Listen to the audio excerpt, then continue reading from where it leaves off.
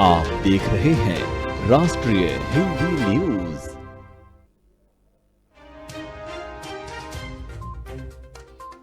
Actor Vikram Gokhale का 82 साल की उम्र में निधन। कुछ दिनों से बीमार चल रहे थे अभिनेता।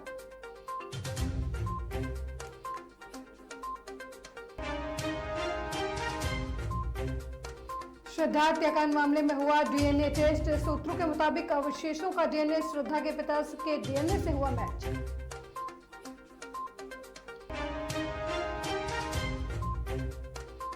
सचिन और अशोक गहलोत की लड़ाई पर बोले गजेंद्र शेखावत, बोला शुक्र है मुझे बख्श दिया।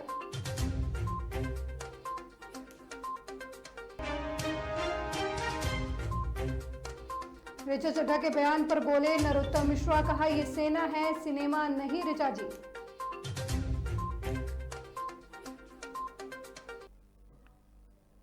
नमस्कार, राष्ट्रीय हिंदी न्यूज देख रहे हैं आप और मैं आपके साथ अलका सिंह। बुलेटिन की शुरुआत करते हैं।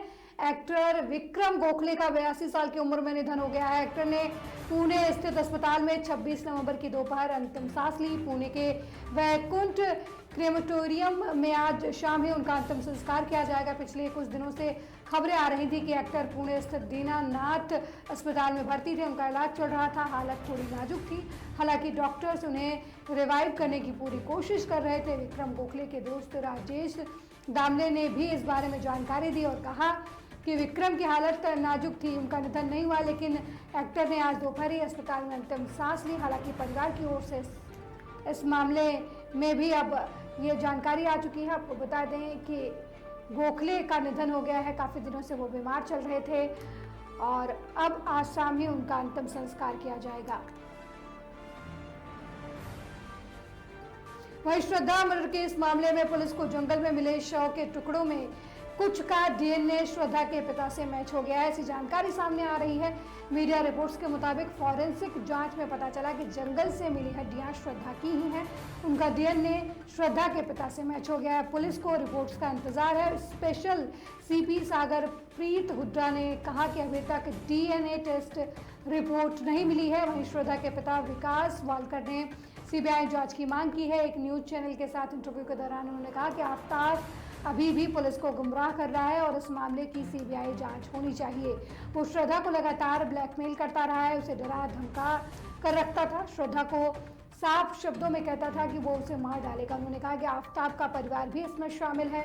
आफ्ताब के माता पिता उसकी हरकतों के बारे में जानते थे। वो जानते थे कि आफ्ताब श्रद्धा के साथ मारपीट करता है। उन्हें मुझसे इस बात की जानकारी देनी चाहिए थी, लेकिन ऐसा कुछ नहीं हुआ।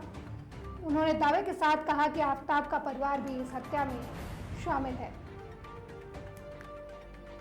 वहीं राजस्थान के मुख्यमंत्री अशोक गहलोत ने हाल ही में सचिन पायलट को गद्दार बताते हुए बीजेपी के साथ मिलकर सरकार गिराने की साजिश करने का बयान दिया।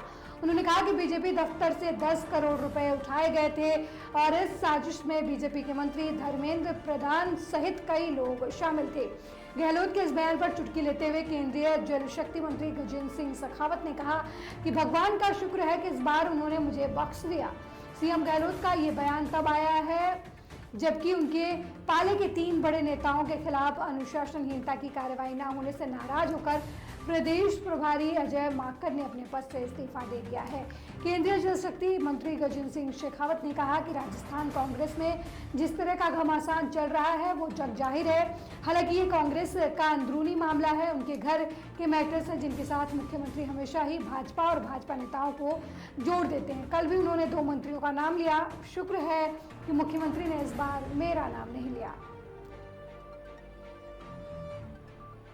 वहीं भारत की पंजाब सीमा पर पाकिस्तान की ओर से घुसपैठ की कोशिश हुई है। आपको बता दें कि बीती रात पठानकोट और अमृतसर सेक्टर में 3 जगह घुसपैठ की कोशिश को बीएसएफ के जवानों ने नाकाम कर दिया है। पठानकोट सीमा पर बीएसएफ की 121 बटालियन ने राज सीमा चौकी फरईपुर के सामने पाकिस्तान की जलाला चौकी के पास घुसपैठ दिखाई दिया। बीएसएफ के जवानों की फायरिंग के बाद घुसपैठिए पाकिस्तान की सीमा की ओर भाग गए।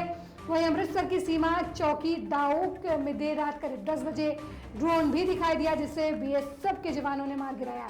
इसके अलावा अमृतसर की ही पंजग्राई सीमा चौकी में रात को ड्रोन की एक्टिविटी दिखाई दी जिस पर जवानों ने फायरिंग की। इसके बाद ड्रोन पाकिस्तान की ओर लौट गया। पाकिस्तान भी सीमा से लगे पंजाब के इन तीनों इलाकों में बीएसएफ के जवान सर्चिंग ऑपरेशन चला रहे हैं। मौसम बदलने की वजह से रात कई जगह फॉग की वजह से विजिबिलिटी कम थी, इसलिए अभी भी खोजबीन जारी है। इससे पहले जम्मू कश्मीर के राजौरी में सुरक्षा बलों ने सीमा पार से घुसपैठ की कोशिश कर रहे एक आतंकी को ढेर कर दिया था। नौशेरा सेक्टर में बीते 17 नवंबर की देर रात करीब 11 बजे आतंकी भारतीय सीमा में घुसने की कोशिश कर रहे थे। सीमा में घुसते ही सेना के जवानों ने आतंकियों को सरेंडर करने की चेतावनी दी थी, लेकिन वे सरेंडर करने की बजाय वापस भागने लगे। तभी मुठभेड़ के दौरान एक आतंकी मारा गया। 19 नवंबर को आतंकी का शव मिला, उसके पास से गोला बारूद भी बरामद हुआ। वहीं राहुल गांधी की भारत जोड़ो यात्रा इस समय मध्य प्रदेश में है।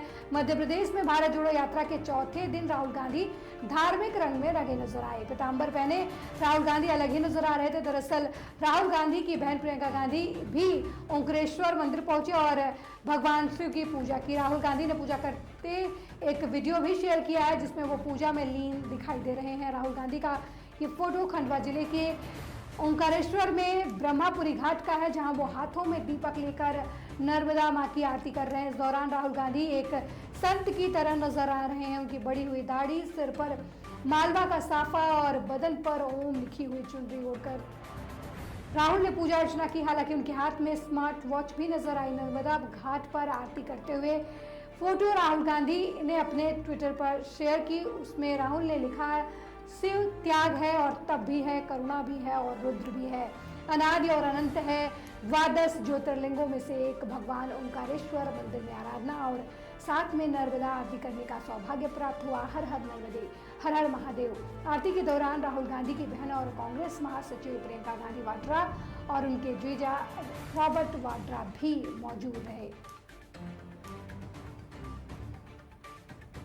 26/11 हमले को 14 साल हो गए हैं, लेकिन आज तक इस जख्म तक का जो घाव मिला हुआ है ताजा है। आपको बता दें कि 26/11 के 14वीं बरसी पर विदेश मंत्री एस जयशंकर ने ट्वीट के जरिए 26/11 की घटना को याद किया और कहा कि मुंबई में 26 नवंबर 2008 को हुए आतंकवादी हमलों की साजिश में शामिल लोगों को न्याय के कटघरे में लाया जाना चाहिए। 4 दिन तक चले इस हमले में 140 भारतीय नागरिकों और 23 अन्य देशों के 26 नागरिकों की मौत हो गई थी। जयशंकर ने हमले की 14वीं बरसी पर ट्वीट करते हुए लिखा कि आतंकवाद मानवता के लिए खतरा है। आज 26/11 के दिन पूरी दुनिया भारत के साथ मिलकर इसके पीड़ितों को याद कर रही है। उन्होंने कहा कि जिन लोगों ने इन हमलों की साजिश रची उन्हें न्याय के कटघरे में लाया जाना चाहिए।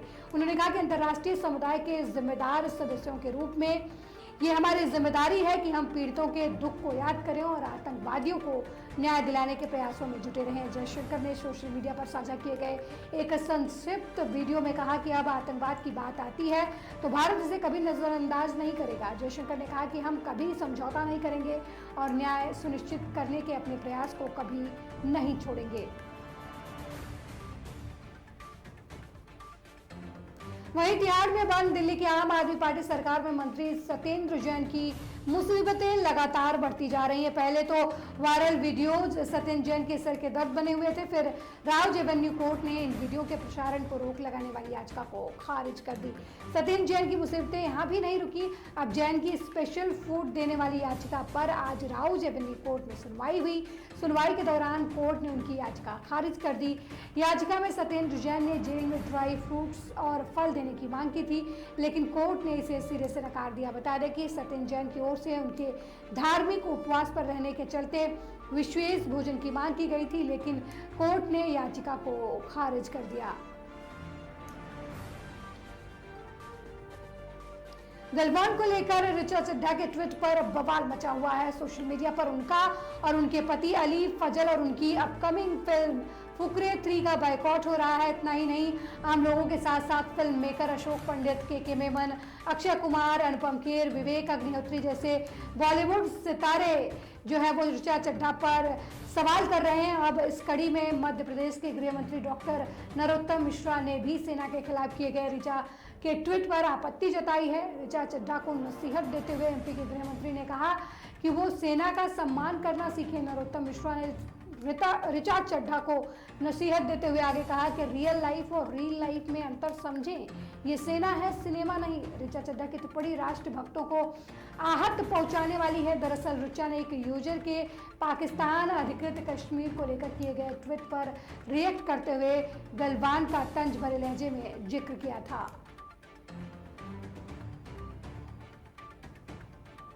ऋचा चड्ढा जी, ये सेना है, सिनेमा नहीं।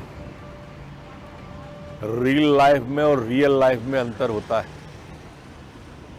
आपकी सेना की टिप्पणी देश के राष्ट्रभक्तों को आहत करने वाली है। कभी -45 टेम्परेचर में, 40 टेम्परेचर में, 30 टेम्परेचर में रह के तो देखो, तब सेना का श्रम और बलिदान समझ में आएगा। वहीं मैनपुरी उपचुनाव बीजेपी और सपा के लिए युद्ध की तरह नजर आ रहा है, जहां एक तरफ सपा मैनपुरी पर अपना वर्चस्व कायम रखना चाहती है, वहीं दूसरी तरफ बीजेपी हर हाल में मैनपुरी में सपा को हराने की कोशिशों में जुटी हुई है। दोनों ही पार्टी मैनपुरी के मैदान में डटी हुई है। अब बीजेपी ने मैनपुरी में जनता को लुभाने के लिए समाज कल्याण मंत्री असीम अरुण को प्रचार की कमान सौंपी है। असीम अरुण ने जसवंत नगर में बीजेपी प्रत्याशी रघुराज सिंह शाक्य के लिए घर घर जाकर वोट मांगा। इस दौरान समाज कल्याण मंत्री ने मैनपुरी में भाजपा की जीत का दावा भी किया।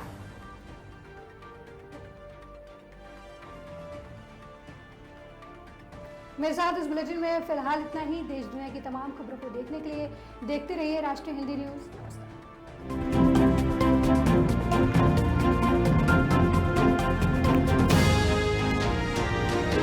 आप देख रहे हैं राष्ट्रीय हिंदी न्यूज।